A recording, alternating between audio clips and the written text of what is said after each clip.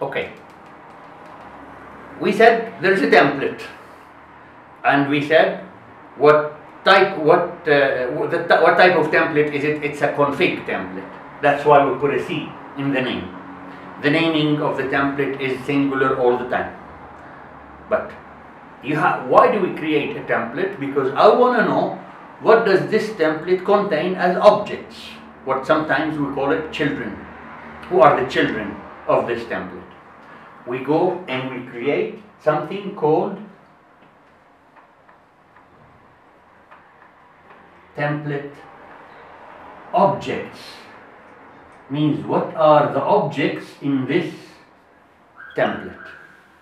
When we create a national invoice C template, we have to go inside it and say what are the objects inside. Means when the user clicks expand, what should he see? What are the objects that he sees? He or she sees, right? That's what we call the objects. In the objects, in the template objects, we can decide what object goes first and what the order of the object. We can name the objects the way we want to.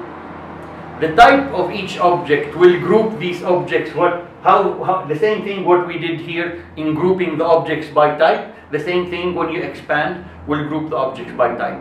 We can protect these objects, means set the access of this object to decide who sees what.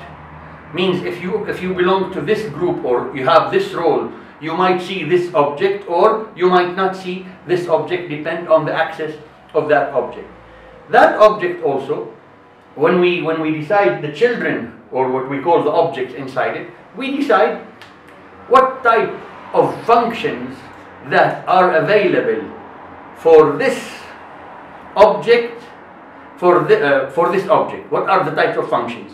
But here, remember when we talked about the status type and we said we have the new, edit, available and closed. If the project is in status type new, we see a set of functions. When the project status type is edit, when we expand in a certain object, we see certain functions. The same thing. We're talking about the my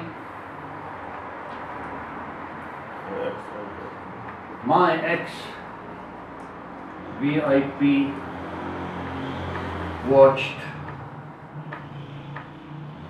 Russ, right? These are the memo, the my views, the expand, the update, the insert, the progress, the word, the access, the duplicate, the copy, the help, the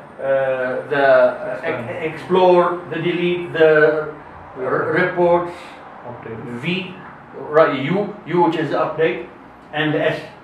V. This is V. This is V. VIP, and that's the U. Okay. U for update and V for view and S for special.